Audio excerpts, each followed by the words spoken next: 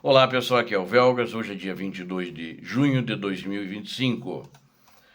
A Rússia recua em Sumi na tentativa dessa nova linha de frente e, para se vingar, ataca civis na cidade. E vamos ver também uma atualização do teatro de operações. E também veremos algumas outras cidades que foram alvo de ataques ontem. Quero convidá-los, inscrevam-se no canal, deem um like, compartilhem com suas redes sociais e façam seus comentários. Convido você que não é inscrito para inscrever-se, porque aqui você vai ver a verdade. Muito obrigado. Inscreva-se no canal, eu conto com você. Obrigado. A Rússia recua em Sumi, né? Mas ela lança ataques nessa sua fracassada tentativa de fazer uma zona tampão. Ela atacou a cidade. E ela atacou a cidade com mísseis, né? Onde um bairro da cidade, onde não tem nenhuma posição militar, não tem nada, nenhum transporte militar naquela região da cidade. Na cidade não tem, aliás, as posições defensivas estão fora da cidade, lá na linha de frente, onde eles estão tentando cruzar a fronteira. Tem pelo menos 3 linhas de posições defensivas. Se eles romperem uma, a Ucrânia recua para a segunda posição defensiva. E eles fizeram então esse ataque no bairro de Zareshny, na cidade de Sumi. É um bairro residencial de casas, só casas, né? E por volta das 23 horas de ontem, uma série de explosões fortes foram ouvidas em Sumi e, de acordo com informações preliminares, as consequências são também no bairro nesse bairro de Zareshny, atingiu muitas casas, casas particulares, casas de pessoas que estavam dormindo, descansando, né? E esse ataque, na realidade, é no nordeste da Ucrânia, mas não tem uma informação ainda de vítimas, nem de vítimas feridas ou vítimas mortas, mas casas foram destruídas.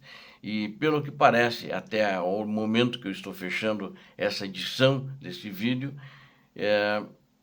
espero que não tenha, de fato, que essa informação continue igual. Mas o desespero é que fica justamente a da destruição, onde naquelas cidades que eles têm como objetivo, os russos primeiro fazem delas escombros. Com isso, eles expulsam a população civil e aterrorizam a população civil. É bem o estilo russo, é bem o estilo do ditador da Rússia, mas esse é um estilo de não ter pedra sobre pedra, né? De retaliação total, que é o que eles estão fazendo, porque são os fracassados, não conseguem, num combate justo, ganhar, avançar, só fazendo baixarias, ataques contra civis que não devem nada, estão fazendo terror, estão destruindo as suas cidades, né? E eles também, além dessa cidade, atacaram Kramatorsk. Em Kramatorsk, há vítimas, e também fizeram isso na noite passada, atacaram um edifício, especificamente um edifício alto, em Kramatorsk, que é uma cidade razoavelmente grande, né? E na região de Donetsk, daí já é no leste, e o que eu relatei, Sumi, é no nordeste da Ucrânia. Segundo relatos, há feridos e pelo menos uma pessoa ainda está presa nos escombros, mas não tenho aqui o número de feridos, não me foi informado. Eles fizeram ali 7 ataques, né? E também uma zona industrial e prédios residenciais foram danificados. Outros prédios, né? Um dos ataques especificamente danificou um prédio que tem muitos andares. E ali parece que há vítimas, mas não disseram qual é o número dessas vítimas. E tem bem como sobre o estado, se é grave, se é muito grave ou não. A municipalidade ainda não informou. As tropas russas então atacaram esse prédio e ainda, até quando eu fechei esse vídeo, ainda estavam procurando por feridos nos escombros, ou seja, é mais uma vez russos atacando onde não deveriam se meter. E eles sempre diziam que o Putin, né, disse agora nesse fórum econômico em São Petersburgo que somos um único povo, somos um povo irmão. Canalha, canalha, canalha, porque o que ele faz não se faz para irmãos, né, sem dúvida nenhuma. Ele deve ser na irmandade da descendência de Abel, naquela parábola bíblica de Caim e Abel, onde Caim matou Abel. Ele é o Caim, né? Desculpe, é um erro aí. Ele matou, então ele é o Caim, da descendência de Caim, da descendência dos demônios que vieram habitar a terra. Então, quero informar também aqui a situação no teatro de operações. No teatro de operações, ontem houve muitos ataques, 128 ataques da Rússia contra as posições, eles não avançaram, né? Combates mais extensos aconteceram, como sempre, na região de Pokrovsk. Então eu quero aqui fazer um breve comentário, minha análise é o seguinte: eles queriam fazer um novo teatro de operações mais forte, a ofensiva de verão, que está fracassada. Eles tentaram, mas disseram que iam fazer no sul, na região de Kherson e Zaporizhia, não tem nada lá. Em Pokrovsk é o que continua mais forte e mais intenso. Aí sim, aí tem. Mas já vinha assim. E criaram essa em Sumy, que é uma região menor, né? E também não estão com tantas tropas. Aproximadamente tinham lá 50 mil tropas, não sei efetivamente quantas que eles têm hoje. Então, os ataques maiores foram justamente na região de Pokrovsk, que já vou dar os números daqui a pouco de Pokrovsk para vocês, que são interessantes. E o Estado-Maior das Forças Armadas da Ucrânia disse que os russos fizeram 54 ataques aéreos, lançando 80 bombas guiadas contra as posições defensivas em todo o teatro de operações na Ucrânia. Usaram 1.131 drones kamikazes e realizaram 4.431 operações de bombardeio. Os combates mais intensos sempre em Pokrovsk, né? 43 ataques no dia de ontem, desde o início do dia, depois da meia-noite, até o final do dia de hoje. Lá as forças ucranianas destruíram, pelo menos, que foram eliminados 222 russos, né? Ou seja, 222 baixas os russos tiveram. Além deles, destruíram muitos equipamentos, tais como tanques, motocicletas, carros, drones, antenas e terminais de comunicação.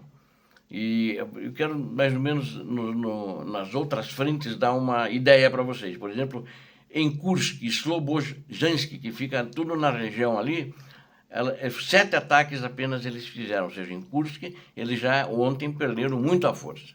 Devem estar tentando, porque eles estão um pouco dispersos ali. Eles estão entre Briansk, onde os ucranianos pegaram uma parte muito pequena mesmo.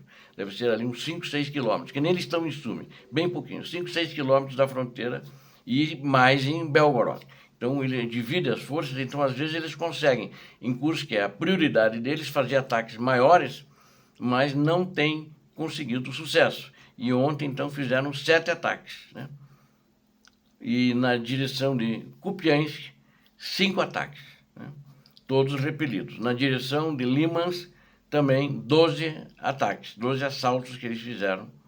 E na direção de Siversk, 20, mas também sem nenhum sucesso. E em Toretsk, 10 ataques. Ali eles sempre têm 15, um número maior, é uma prioridade muito maior do que esses anteriores que eu citei, de Liman e Kupiansk. E achei que ele iria ter mais ataques ontem, mas não teve. Vamos ver hoje como é que vai ser. E também ali na direção do rio Dnipro, para fazer a travessia e para poder reconquistar Kherson novamente, fizeram só 2 ataques e também foram muito fracassados. Então, de uma maneira geral, os russos estão estagnados. É aquela guerra decrita que continua e essa guerra é que persiste. Eles não foram para lugar nenhum, como também estão assim há muitos meses, né? Há pelo menos 1 ano e meio eles avançam muito pouco, ou nem aqueles 50 metros que alguns especialistas fizeram um cálculo, que quando eles avançam 50 metros num dia, que são vitórias pífias, né? Que eles alegam como vitórias e ganhos táticos. Mas se eles avançarem 50 metros por dia, todo dia, que eles não fazem isso, de uma maneira uniforme em todo o teatro de operações, também não seria grandes coisas, né? Não chegariam nunca a lugar nenhum. Mas esse é o problema dela hoje, da Rússia, mas com um ditador cabeça dura, que não se importa quantos morram, né? Se morram mais 100 por metro quadrado conquistado, o morro mais 200 por metro, ele não está nem aí para isso. A vida dos ucranianos, para ele, não tem importância, porque ataca cidades, ataca os civis. A vida dos russos no teatro de operações também não tem importância. Deve ter igual ou até menor importância do que os ucranianos, porque eles para os ucranianos atirarem neles, para não deixar passar. De fato, esse ditador é um cara problemático. Obrigado a vocês que assistiram este vídeo, conto com vocês, inscrevam-se no canal, deem um like, compartilhem com suas redes sociais, façam os seus comentários. Eu conto com você, inscrito no canal. Aqui você viu a verdade. Deus abençoe vocês, Deus abençoe a Ucrânia, Deus abençoe o Brasil. Paz e bem, paz para toda a humanidade.